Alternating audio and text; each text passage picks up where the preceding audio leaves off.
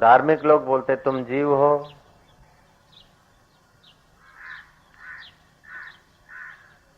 और अलग अलग धार्मिक वाले बोलते तुम जीव हो।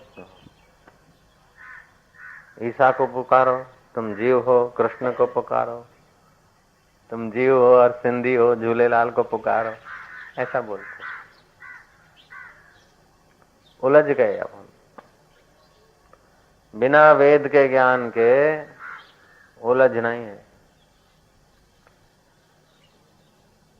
फिर बौद्धिक आदमी को बुद्धि तो है, लेकिन सत्य वस्तु को पाने की जिज्ञासा नहीं। कईयों को जिज्ञासा है तो बौद्धिक विकास नहीं है। किसी के पास जिज्ञासा भी है, बौद्धिक विकास भी है, तो उनको ऐसा द्वार मिलता नहीं कि इन वाड़ों से, इन मान्यताओं से, इन परिचिन्नताओं से, इन पकड़ों से, अकड़ों से छूटा हुआ महापुरुष नहीं मिलता।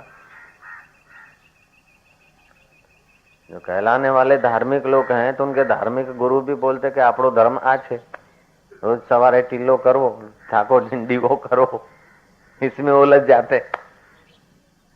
ठीक है कि नहीं? इसीलिए वो परमात्मा प्राप्ति कठिन होती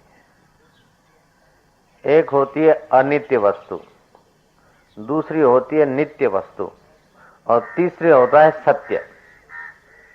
जैसे ये पेड़ पौधे हैं, ये अनित्य है, ये वस्तु अनित्य है, इसका कारण नित्य है।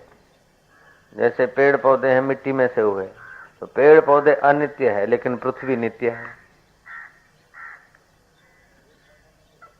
पेड़ पौधों में जो रस है वो अनित्य है, लेकिन जल तत्व नित्य है। पेड़ पौधे जिसमें उभर रहे हैं वो आकाश का आधार ले रहे हैं, लेकिन अनित्य है, लेकिन आकाश नित्य है इनकी अपेक्षा। तो पांच भूत नित्य हुए, लेकिन भौतिक वस्तु अनित्य हुई। तो एक हुआ अनित्य और दूसरा हुआ नित्य। लेकिन अनित्य और नित्य जिससे प्रकाशित होता है, पृथ्वी को पता नहीं मैं पृथ्वी हूं, जल को पता नहीं मैं जल हूं, वायु को पता नहीं मैं वायु हूं, लेकिन जिसको इनका पता चलता है और इनकी नित्य और अनित्यता का जिसको ज्ञान है, वो है सत्यम ज्ञानम अनंतम ब्रह्म। वो सत्य है और ज्ञान स्वरूप है और अनंत है, उसका अंत नहीं। प्रलय काल में नित्य और अनित्य दोनों का अंत हो जाता है। थोड़े काल में अनित्य वस्तुओं का अंत होता है, प्रलय काल में नित्य वस्तुओं का भी अंत हो जाता है। लेकिन प्रलय भी जिसको नहीं छू सके वो है सत्वस्त। उस सत्य का बोध पाना ही मनुष्य जन्म का लक्ष्य होना चाहिए। और जब तक सत्य का साक्षात्कार नहीं किया तब तक मान्यता में उलझ जाएंगे। बुद्धि में कुछ संस्कार पड़ गए कि मैं वकील हो गया, अब मैं कौन हूं ये पता ही नहीं लाला तुमको। बुद्धि में कायदे कानून के पोथे थोथे घुसेड़ दिए, मैं वकील हूं। बुद्धि में अनित्य वस्तुओं का थोड़ा विश्लेषण घुस गया, मैं डॉक्टर हूं। बुद्धि में ये कुछ घुस गया कोई किसी की मानसिक स्थिति के, मैं मानसिक डॉक्टर हूं। लेकिन मैं क्या हूं इसका भी पता ही नहीं तुमको है? मैं व्यापारी हूँ, मैं डॉक्टर हूँ, मैं खेडूत हूँ, मैं स्वामी जी हूँ, मैं गुरु जी हूँ, ये भी भ्रमणा है। मैं बाप जी हूँ, ये भी भ्रमणा है। मेरा बड़ा आश्रम है, मैं बड़ा गुरु हूँ, मेरे 3.5 लाख शिष्य हैं, ये भी भ्रमणा है। बड़े उच्च कक्षा के वकीलों के पास बुद्धि होती है, डॉक्टर तो बुद्धि होती है तभी तो डॉक्टर बनेंगे, लेकिन फिर भी अनित्य वस्तु के विश्लेषण में बुद्धि लग जाती है। कभी कभी नित्य वस्तु के महिमा में बुद्धि प्रभावित हो जाती है, लेकिन सत्य वस्तु में जब तक बुद्धि स्थिर नहीं होती तब तक जन्म चालू रहता है। कितना भी बुद्धि में भर दिया ज्ञान, लेकिन एक तगड़ा बुखार आता है, विस्मृति हो जाती है। कितना भी बुद्धि में डिग्रियां भर लिया, लेकिन मृत्यु का झटका लग गया, फिर दूसरा जन्म मिला तो 1 2 3 सीखना पड़ेगा, ABCD फिर से स्टार्ट करना पड़ेगा। तो ऐसा कई बार, हजारों लाखों बार ये जीव बेचारा धोखा खाता आया है। तो धार्मिक आदमी बोलेंगे तुम जीव हो, सांप्रदायिक बोलेंगे तुम हिंदू मुसलमान हो, कुटुंबी बोलेंगे तुम हमारे पिता हो, बहन हो, भाई हो, ये हो, वो हो, हमारा तुम्हारे में अधिकार है। लेकिन तुम नित्य शुद्ध बुद्ध अमर आत्मा हो, ऐसा ज्ञान तो सद्गुरु लोग देंगे, जिन्होंने सत्य का, जिन्होंने बोध प्राप्त कर लिया है, वो श्रुति का ज्ञान जिनको सदगुरु की कृपा से प्रकट हुआ है, ऐसा ज्ञान तो सदगुरुओं से मिलेगा। सदगुरुओं से तो ज्ञान मिलेगा, लेकिन कई लोग अनित्य वस्तु में उलझे हैं, भोगी भोग में उलझे हैं। उनकी इतनी बुद्धि नहीं है कि भोग से उपराम होकर बुद्धि को सत्य में लगाएं। अथवा कई लोग भोग से उपराम हुए, त्यागी तो है, लेकिन इतना श्रद्धा और इतना बुद्धि, इतना जिज्ञासा नहीं। कई लोग घर बार छोड़ देते, टीला टपका कर देते, पड़े रहते, मांग के खा लिया, पड़े रहे, लेकिन वो जिज्ञासा सत्य वस्तु की नहीं होती। ठीक है ना। और कई लोग संसार व्यवहार करते हैं, नीति से करते हैं, वो करते धर्मात्मक। अनीति वाले व्यक्तियों के आगे वो नीतिवान दिखते हैं, लेकिन तुम कौन हो, नीतिवान कौन बना है, उसको तो जरा देखो। वहां रुक जाते हैं नीतिवान। अधार्मिक के आगे वो धार्मिक दिखेंगे। तो ये सापेक्ष है। निर्धन के आगे धनवान का वट दिखेगा, लेकिन बड़ा धनवान आया तो सुकड़ जाएगा। मरने वाले के आगे लगेगा कि मैं अपन जिंदा है, लेकिन आखिर अपन भी तो मौत के तरफ जा रहे हैं। जिसको अपन मानते, तो जिसको मैं मान रहे, वो तो मौत के तरफ जा रहा है। और मौत तुम्हें वांछनीय नहीं है। दूसरों को मरता देखकर मौत की भीति तो बना ली है, लेकिन मौत तुम मानते नहीं। मौत आ जाए तो तुम स्वीकार नहीं करते। क्यों? कि तुम ऐसा अमर वस्तु हो कि जिसको मौत छू नहीं सकती। लेकिन वो अमर वस्तु मर शरीर के साथ, अमर वस्तु मर मान्यताओं के साथ, अमर वस्तु मर कल्पनाओं के साथ ऐसी जुड़ गई है कि कदम कदम पर उसको भय, कदम कदम पर उसको धोखा, कदम कदम पर चिंता, और कदम कदम पर कभी कभी भय नहीं होता तो अहंकार का सुख मिल जाता है। मकान तो जमीन पर होता है, लेकिन मेरे 2 मकान हैं। बेटे तो होते सुख के, लेकिन मेरे बेटे हैं, ये मान्यता का सुख। मारा छोकरा छे, छोकरा मारा छे, मान्यता का सुख है। और क्या है? पसार हुआ अन्न जल से, पानी के 2 बूंद, और वो तुम्हारे ही बेटे हैं, तो बाथरूम में कितने ही फॉलो हो गए, वो बेटे तो कितने ही पसार हो गए। ठीक है ना। हर रोज कईयों के कई बेटे पसार हो जाते, तो पसार हुए शरीर से पसार हुए मेरे बेटे नहीं, मान्यता रिपीट हो गई मेरे बेटे। ऐसे ही मान्यता रिपीट हो गई कि ये मैं। हकीकत में ये तुम होते तो ऐसे तो हजारों शरीर मिले, हजारों नाश हो गए। तुम ये नहीं, तो तुम क्या हो इसका पता नहीं है। जैसा सुनते हैं, धार्मिक लोगों से सुना तो अपने को जीव मान लिया, संप्रदाय लोगों से सुना तो अपने को पटेल मान लिया, अपने को ब्राह्मण मान लिया, अपने को ईसाई मान लिया, अपने को मुसलमान मान लिया। कुटुंबियों से सुना तो अपने को किसी का पति मान लिया, किसी का बेटा मान लिया। लेकिन तुम पति नहीं हो, तुम बेटा नहीं हो, तुम पटेल नहीं हो, तुम मुसलमान या हिंदू नहीं हो। हकीकत में तुम ऐसी चीज हो कि जिसका बयान करना हमारे बश की बात नहीं। तुम इतने महान हो, तुम इतने महान हो, इतने अमर हो, इतने शुद्ध हो, इतने पवित्र हो कि अनित्य वस्तु और नित्य वस्तु ये दोनों तुम्हारे प्रकाश से प्रकाशित होती है। अनित्य वस्तु भी तुम देखते हो और नित्य वस्तुओं का भी ज्ञान तुम रखते हो, तो तुम्हें इन सब का ज्ञान है, तो तुम इनसे भी ऊंचे हो। जैसे आकाश में निहारो तो सूरज दिखेगा नन्हा सा, लेकिन सूर्य तो पृथ्वी से कई गुना बड़ा है, बोलते लाखों गुना बड़ा है, 13 लाख गुना बड़ा है। तो दिखता तो छोटा है, दिखता छोटा है दूरी के कारण। प्लेन में आप बैठ जाएं और तुम्हारे जैसे 200-300 पैसेंजर बैठ जाएं हवाई जहाज में, इतना बड़ा होता है। जब आकाश में होता है, कुछ दूरी होती है तो नन्हा सा लगता है, जितना ऊंचा होता है उतना नन्हा सा लगता है। नन्हा सा हो जाता नहीं है, लगता है। तो प्रत्यक्ष में जो ज्ञान दिखता है, उसको जब तक बुद्धि पूर्वक नहीं विचारते तो वो ज्ञान प्रत्यक्ष तो है, लेकिन उस प्रत्यक्ष ज्ञान में भी अज्ञान का ही प्रभाव ज्यादा है। जैसे सूरज लाखों गुना बड़ा है और जरा सा दिखता है, और कई ऐसे तारे हैं कि ओ महाराज सूरज से भी बहुत दूर है, उनकी किरण चली जब से पृथ्वी अस्तित्व में आई, किरण चली अभी तक पहुंची नहीं, इतनी दूरी, और हजारों माइल की स्पीड से किरण चलती, तो देखते हैं बहुत जरे से तारा, ये क्या हो। तो ये सब प्रत्यक्ष जो ज्ञान होता है इंद्रियों को, उसमें बुद्धि की जितनी जितनी योग्यता होती है उतना उतना उसका विश्लेषण कर पाता है। लेकिन ऐसी बुद्धि, करोड़ों करोड़ों बुद्धियों को जहां से सत्ता मिल रही है, करोड़ों करोड़ों अरबों अरबों बुद्धियों को, खरबों खरबों, बोले खरब तो नहीं है, अरे मनुष्य खरब नहीं है, चलो अरब है, लेकिन क्या कीड़ी को बुद्धि नहीं है? मक्खियों में बुद्धि नहीं है क्या? उनमें बुद्धि नहीं होती तो ये खाने योग्य, ये न खाने योग्य है। अरे मच्छर में भी बुद्धि है, वो दाढ़ी पे नहीं बैठता, जहां उसको खुराक मिलता है वहीं बैठता है। उस खाने पीने की, बच्चा पैदा करने की तो बुद्धि उनमें भी है।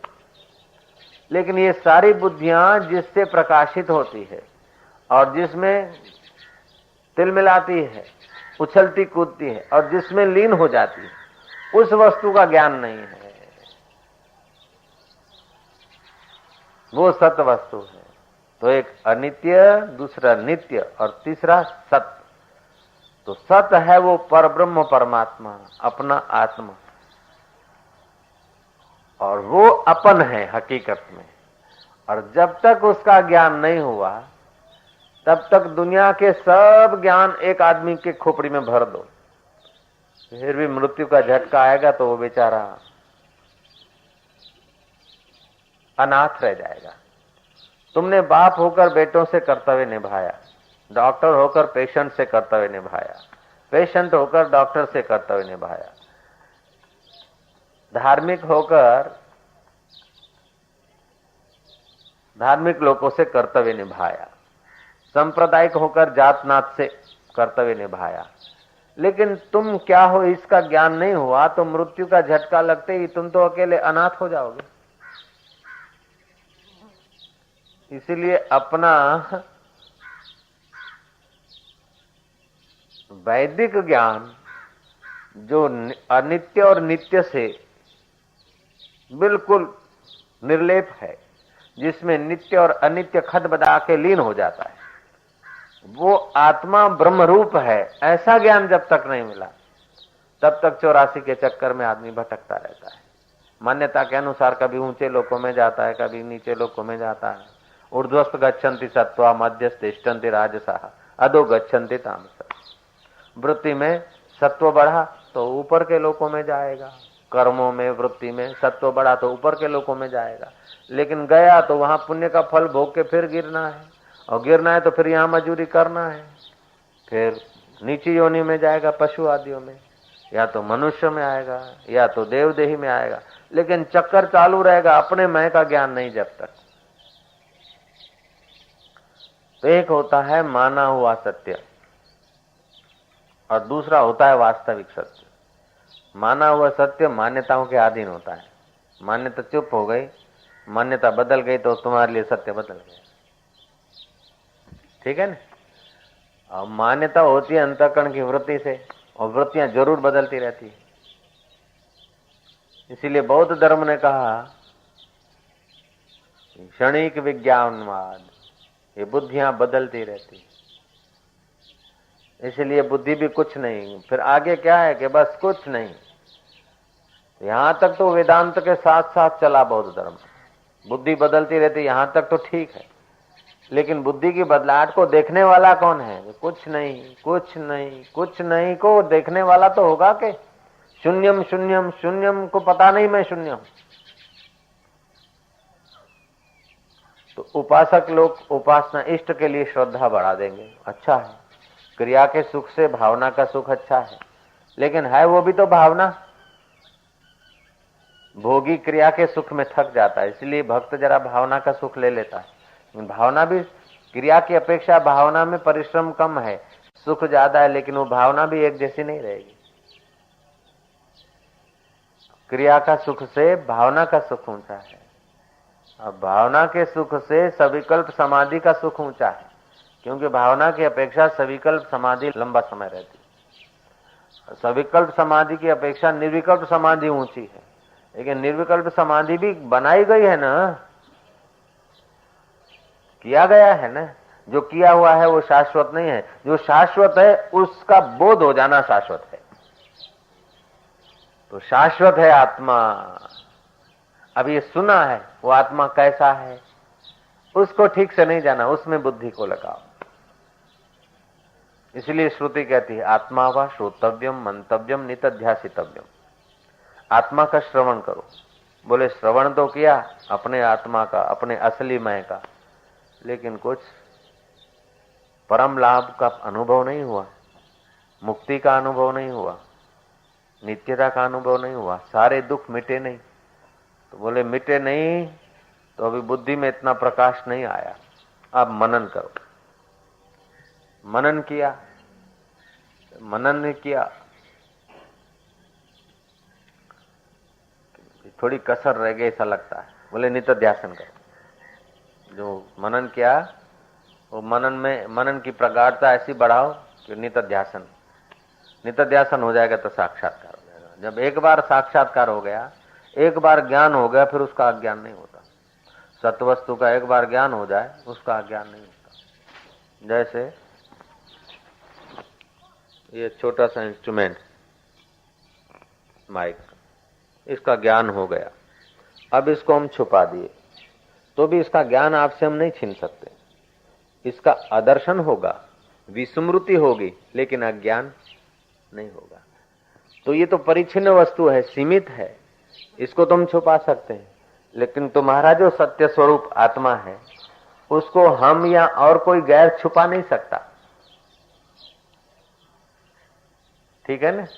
पत्नी सदा नहीं रहती, पुत्र सदा नहीं रहेंगे, ये हॉस्पिटल या अपना बड़ा बिल्डिंग सदा नहीं रहेगा, यहां तक कि तुम्हारा शरीर तुम्हारे साथ सदा नहीं रहेगा, लेकिन तुम्हारा आत्मदेव कभी तुम्हारा साथ नहीं छोड़ता। उसका ज्ञान हो जाए तो आप परम स्वतंत्र हो जाएंगे, आपके सिर पर कोई नहीं होगा। यहां तक कि देवी देवता ब्रह्मा विष्णु महेश का भी प्रभाव आपके ऊपर नहीं चलेगा। वो अगर आपसे मिलेंगे तो आत्म भाव से मिलेंगे, मित्र भाव से मिलेंगे। आप ऐसी चीज है, उसका ज्ञान नहीं है तो फिर रिझाते रहो, डुगडुगी बजाते रहो। बना दिया। सत्यम ज्ञानम अनंतम ब्रह्म है। तो श्रुति भगवती कहती है हे भैया तुम चेतन हो, हे चेतन तुम अपने ब्रह्मत्व को जानो। सांप्रदायिक लोग बोलते हैं तुम हिंदू हो, मुसलमान हो, ईसाई हो, मुसाई हो, पुछड़ा हो, ये हो। जातिवादी बोलते हैं तुम पटेल हो, तुम लेवा हो, तुम कड़वा हो, तुम चौधरी हो, तुम गुजराती हो, तुम सिंधी हो, तुम श्रीमाली ब्राह्मण हो, तुम अमुक ब्राह्मण हो, तुम मारवाड़ी हो। धार्मिक लोग बोलते तुम जीव हो, और संसारी लोग बोलते हैं तुम मनुष्य हो, हमारे भाई हो, हमारे पुत्र हो, हमारा तुम्हारे में हक है, हमारे पति हो, तुम्हारी संपत्ति में हमारा हक है, हमारे पिता हो, तुम्हारी संपत्ति में हमारा हक है, हमारे बेटा हो, हमारा तुम में मेरा हक है, सेवा करो। संसारी लोग ये बताएंगे। अब तुम क्या हो बताओ, क्या हो खोजो।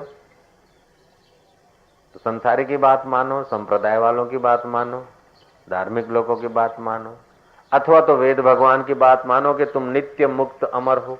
ऐसे लाखों लाखों शरीर तुमको मिले और छूट गए, फिर भी तुम्हारा जो अमिट तत्व है वो सत्य है, जिसको नित्य और अनित्य का ज्ञान है वो सत्य स्वरूप है। वो सत्यम ज्ञानम अनंतम ब्रह्म तुम हो। अपने को जानो तो सारे दुख सदा के लिए मिट जाए।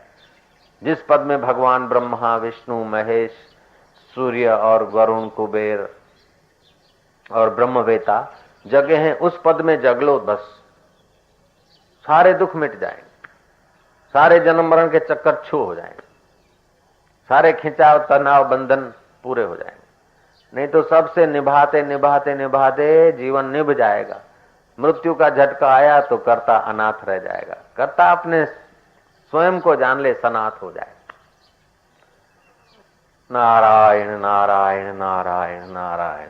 कईयों के पास बुद्धि की कमी होती, कईयों के पास श्रद्धा की कमी होती। देव योग से श्रद्धा और बुद्धि दोनों कहीं कहीं दिखती, और वहां दिखती तो फिर जिज्ञासा की कमी होती। આપણે ભગવાનને માનીએ છીએ, રૂટીન પ્રમાણે કરીએ છીએ, બુદ્ધિશાળી છીએ, પતી ગયું. અને લોકો આપણને ધાર્મિક કહે, આપણે પ્રવચન આપી દીધું એટલે લોકોમાં તાળીઓ પડી ગઈ. લોકોએ આપણને બાપજીએ કહી દીધા, આ મોટા મહારાજ છે કે લાખો માણસ એમને સાંભળે છે, લાખો શિષ્યો છે. પણ એ જિજ્ઞાસા છે કે નહીં સત્યના બોધની? નહીં તો કથાઓ, વાર્તાઓ, પુસ્તકો વાંચી ગોખી રટીને અમે થઈ ગયા મંડલેશ્વર 1008. તો એ સત્યનો સાક્ષાત્કાર વેગળો રહ્યો અને એ અડચણ થઈ ગયું. ઉલટાની એ અડચણ થઈ ગઈ. કારણ કે પ્રસિદ્ધિ થઈ ગઈ ને, હવે તો ક્યાંય સત્યને શોધવા માટે જવાની જરૂર નહીં, બધી અનુકૂળતા મળે. मुंड मुंडाए 3 गुण, सिर की मिट जाए खाज, खाने को लड्डू मिले लोग कहे महाराज. मुंडन मुंडन हो गए बाबजी बाबजी, तो जिज्ञासा नहीं रहती. मेरे गुरुदेव के एक मित्र संत थे. गुरुजी के जीवन लीला सुनने के लिए बड़ी जिज्ञासा रहती थी. गुरुजी से पूछने में जरा संकोच भी होता था मर्यादा के कारण. पता चला कि उत्तर काशी में गुरु जी के मित्र संत रहते. हम वहां पहुंच गए. वो बाबा जी का नाम था स्वामी गंगागिर. उस समय वो 98 साल के थे. हमारा उनसे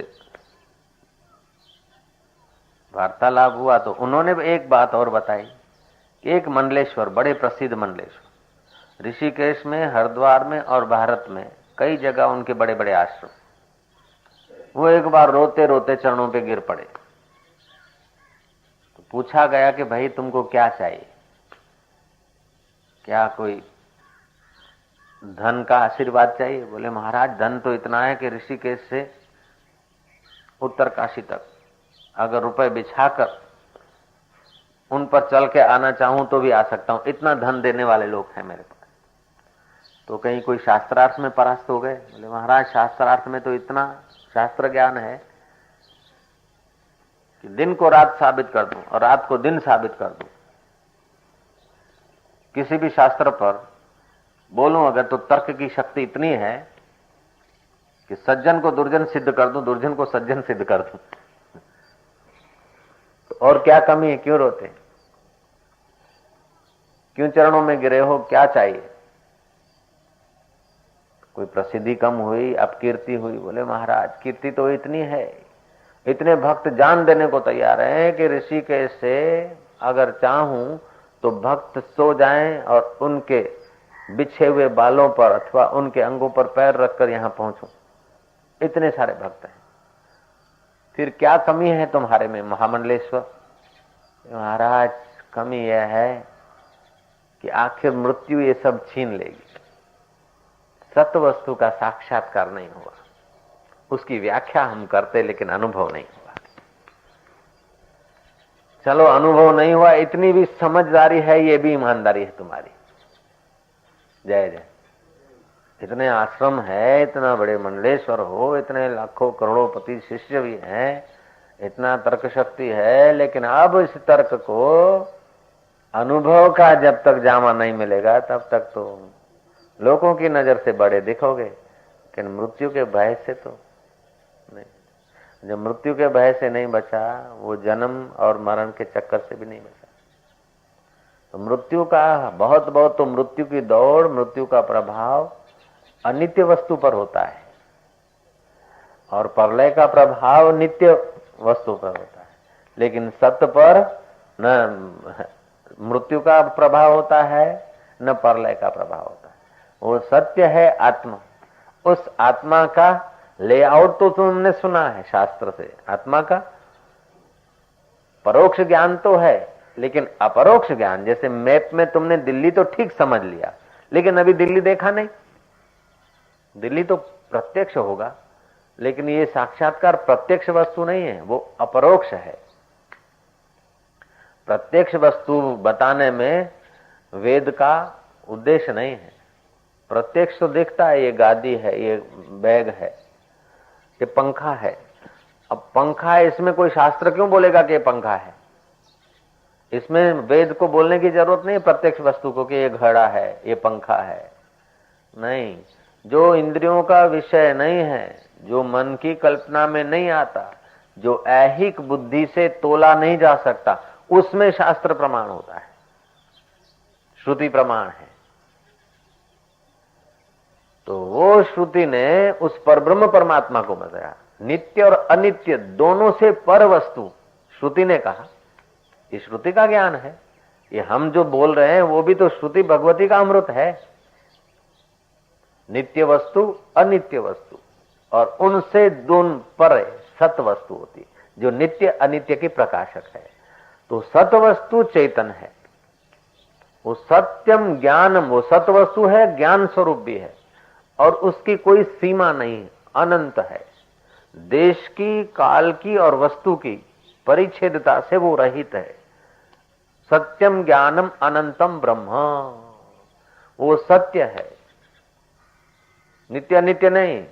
नित्य नित्य जिससे प्रकाशित होता है वो है सत्य, वो ज्ञान स्वरूप है, उसी से सबका ज्ञान होता है। सब मिलकर उसको नहीं बना सकते, लेकिन उसी से सब बन जाता है। सत्यम ज्ञानम, वो ज्ञान स्वरूप है और अनंत है। पृथ्वी का भी कहीं छेड़ा अंत मिल जाएगा, आकाश का भी अंत हो जाता है, पांच भूतों का भी अंत हो जाता है प्रलय में, ब्रह्मलोक का भी अंत हो जाता है, वैंकुट वैंकुट स्वर्ग वर्ग का भी अंत हो जाता है। लेकिन जिसका स्वर्ग और नरक के अंत के बाद भी जिसका अंत नहीं होता, वो है अनंत। इसलिए परमात्मा का एक नाम है सच्चिदानंद, सत चित्त और आनंद स्वरूप। जिसका अंत होता है उसका आनंद नहीं टिकता। शरीर का अंत होता है तो शरीर जन्य सुख भी है, उसका आनंद नहीं टिकेगा। दोस्ती का भी अंत होता है तो दोस्ती का सुख भी सतत नहीं टिकता। पति पत्नी का सुख भी सतत नहीं टिकता है। धन और सेठ का मुलाकात भी सतत नहीं टिकता। तो ये सब संसार अनित्य है, बदल रहा है, लेकिन वो परमात्मा नित्य है। इसलिए आपका नित्य परमात्मा है, इसलिए आप अनित्य संसार में भी नित्य संबंध जोड़ना चाहते हैं, धन का और सेठ का। सेठ को धन मिल जाए तो छोड़ना नहीं चाहेगा, किसी व्यक्ति को यश मिल रहा है तो छोड़ना नहीं चाहता, लेकिन ये सब छूटती। ये तो पानी के बुलबुले हैं, इसमें कितना भी मर मिटो, कितना भी निचो डालो अपने को, फिर भी ये चीजें टिकती नहीं।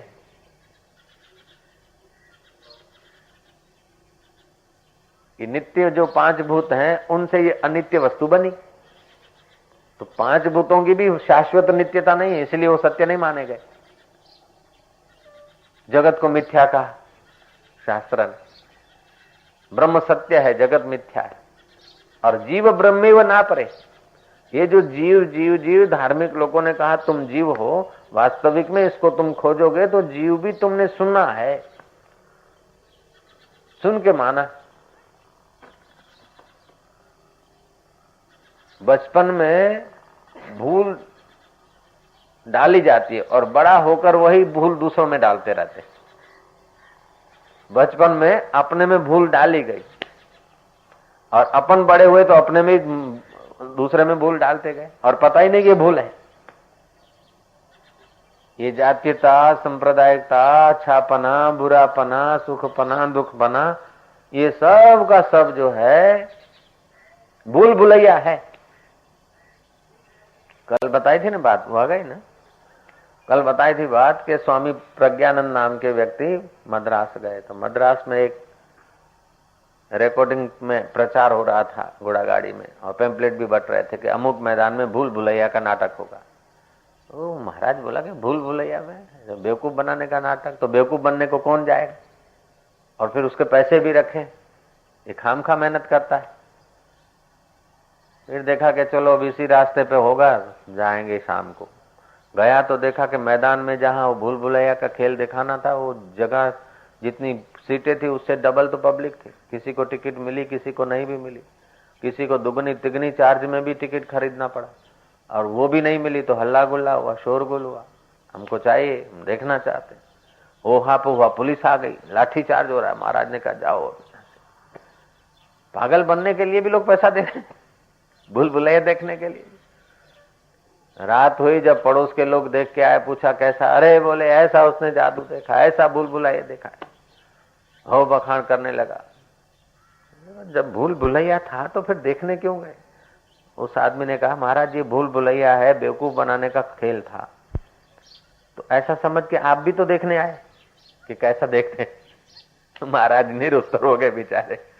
महाराज को बड़ी जिज्ञासा हुई कि बेवकूफ बनाने की, नाटक में बेवकूफ बनाया जाता है, कुछ होता नहीं वास्तविक में, और भूल भुलैया है सब, फिर भी लोग देखने जाते हैं। अपने गुरुजी के पास गया, गुरुजी को बोला कि ऐसा ऐसा क्यों?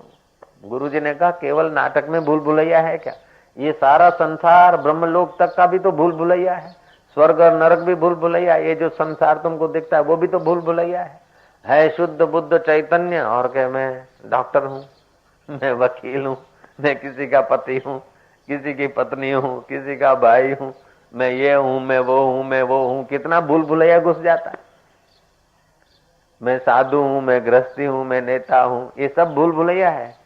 केवल वो मैदान में जो दिखाता है वो तो पेटा भूल भुलैया है, वास्तविक में पूरा संसार भूल भुलैया है।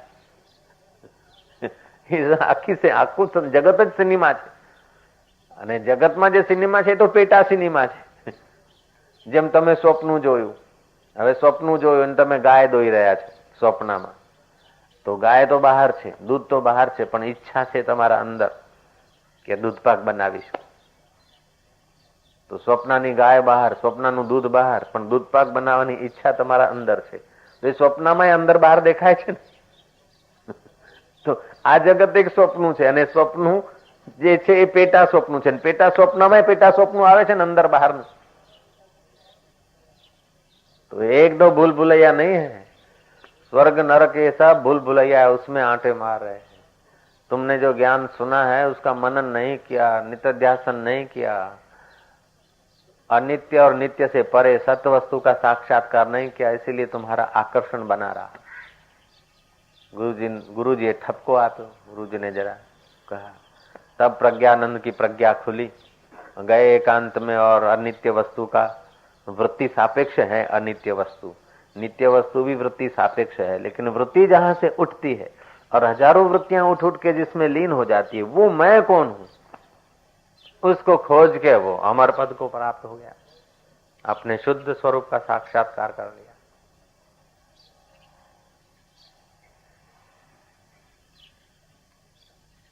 उसके लिए बुद्धि है तो भोग में उलझी है।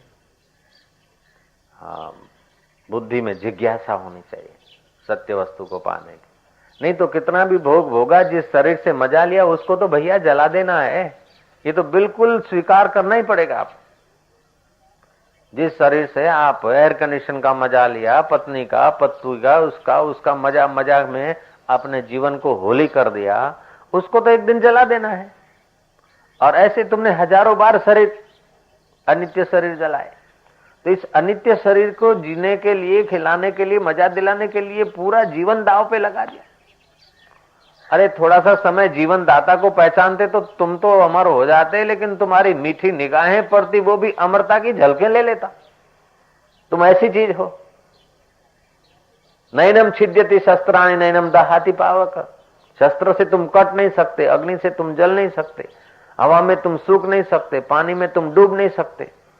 शरीर तो डूबेगा, शरीर पर तो असर होगी, तो वास्तव में तुम शरीर नहीं हो। लेकिन सुन सुन के भूल भुलैया पक्की हो गई, प्रगाढ़ हो गई। नेपोलियन कहता था 100 बार अगर असत्य दोहराया जाए वो भी सत्य होके भासता है, 100 बार झूठ बात हो वो भी दोहराई जाए तो सच्ची जैसी लगती है, क्योंकि सत्ता तुम्हारे सत्य स्वरूप की मिलती है। नित्य वस्तु अनित्य वस्तुओं को निहारने की सत्ता तो तुम ही दे रहे होगे, तो वास्तव में तुम सत्य वस्तु। उस सत्य स्वरूप का श्रवण करके मनन करो, श्रवण करके ज्ञान हो जाए तो बेड़ा पार है। अगर तीव्र जिज्ञासा है तो श्रवण मात्र से हो जाएगा, नहीं तो फिर मनन करो, मनन से नहीं होता तो निधिध्यासन करो, फिर साक्षात्कार हो जाएगा। फिर इंद्र का वैभव भी तुम्हारे को प्रभावित नहीं कर सकेगा, और नरक भी तुम्हारे लिए नरक नहीं बनेगा। सृष्टि की उत्पत्ति, स्थिति और प्रलय तुम पर कोई प्रभाव नहीं डालेगा। तुम ऐसी चीज हो, ऐसा तुम्हारा अनुभव हो जाएगा। अभी तो जरा सा इधर उधर का होता है तो प्रभाव पड़ता है, हकीकत में तुम्हारे पर प्रभाव नहीं पड़ता। पड़ता है तो शरीर पर पड़ता है, मन पर पड़ता है, बुद्धि पर पड़ता है। और ये शरीर, मन और बुद्धियां बदलती है, फिर भी तुम ऐसी चीजों की तुम्हारे को एक जरा भी आंच नहीं आती, लेकिन दुर्भाग्य से उसका तुमको पता नहीं है और बदलने वाली चीजों से जुड़ गए। जैसे आप कार में बैठे हैं, तो कार में बैठने के सेठ को ऐसा आदत पड़ गया, कार के साथ तादाद में हो जाता है। ड्राइवर जरा ब्रेक लगाता है या स्टीयरिंग बदलता है तो अपने आगे की सीट पे होता तो अपना दिल भी डोलता रहता है, हिलता। कार जब पुल के नीचे से गुजरती है, रेलवे का पुल ऊपर है और कार नीचे से गुजरती है, ऊपर से रेलगाड़ी रवाना होती, तो आप कार में बैठे हुए भी आपका सिर नीचे हो जाता है। आपको उस समय याद भी नहीं रहता कि रेलवे के पटड़ियां और मेरे सिर के बीच में कार की छत भी है। सिर नीचे नहीं करेंगे तो भी काम चलेगा, लेकिन हो जाता है, जुड़ जाते हैं कि ऐसा होता है। अनुभव करके देखो। आप साबरमती आओ, मोटेरा आश्रम, ऊपर से वो महसाणा लाइन है, दिल्ली, अहमदाबाद दिल्ली, तो नीचे से रोड है, ऊपर से पुल। जब उससे गाड़ी गुजरती और आप कार में या बस में बैठे हो तो आपका सिर यूं हो जाए। अब सिर ऐसा नीचे नहीं करे तो भी काम चल जाएगा, लेकिन ये तादाद में हो जाता है, अध्यास हो जाता है। परमात्मा तत्व का अज्ञान है। हम क्या हैं, सत्य स्वरूप हम कैसे हैं, उस वस्तु का अज्ञान है। तो एक होता है अज्ञान, दूसरा होता है अध्यास। अज्ञान एक ही होता है, लेकिन अज्ञान का विस्तार अध्यास होता है। जैसे रस्सी में सांप दिख रहा है तो अंधेरा है, रस्सी का अज्ञान है। फिर अध्यास हुआ कि ये रस्सी, ये तो मरेला सांप होगा, किसी ने कहा ये होगा डांग होगी, किसी ने सोचा ना ना ये तो दरार होगी, किसी ने कहा पानी का चीला है, दूसरे ने कहा नहीं नहीं यार ये तो रस्सी होगी। अच्छा रस्सी है तो जरा जाओ तो पता चले। अब नजीक तो जा रहा है, फिर भी अध्यास बना है अज्ञान के कारण, दोनों तरफ भागने की जगह देखता है। तो ऐसे ही अपने आत्मा का अज्ञान है, इसलिए अध्यास हो गया। किसी ने कहा तुम पटेल है, वो भी थोप लिया, किसी ने कहा तुम जीव है, वो भी थोप लिया। अब बुद्धि में संस्कार पड़े जरा, हाड़ मांस रक्त वात पीत कफ का टेम्परेचर का थोड़ा संस्कार बुद्धि में पड़ गया। किसी ने कहा यू आर डॉक्टर, पक्का हो गया कि मैं डॉक्टर हूं। कायदे कानून के पोथे पढ़े और किसी ने कहा दिया कि अब तुम वकील हो गए, सनद भी मिल गई, अब हो गए वकील। ये अध्यास पड़ गया। हकीकत में तुम क्या है इसका अज्ञान है। और फिर जैसा जैसा कचरा भरता गया ऐसा ऐसा अध्यास पक्का होता गया, और ये अध्यास अध्यास में जीवन उलझ गया। अगर अभी कोई कह दे कि तुम वकील नहीं हो तो आप नाराज हो जाएंगे। कोई आपको कह दे तुम डॉक्टर वॉक्टर नहीं हो, तो ये तो सत्संगी हो, आप लोग डॉक्टर बैठे हैं सत्संगी हो, तो आप तो समझोगे कि किस अर्थ में कह रहे हैं। और दुकान पे कोई पेशेंट आके कह दे तुम डॉक्टर वॉक्टर नहीं हो, क्या ल्या नहीं क्या आज तारा बाप नु सर्टिफिकेट છે, तो तुम किसी के सर्टिफिकेट से प्रमाणित हो रहे हो। કોઈનું પ્રમાણપત્ર છે તેથી તમે પ્રમાણિત થાઓ છો। કેટલી ભૂલ ભૂલૈયા છે।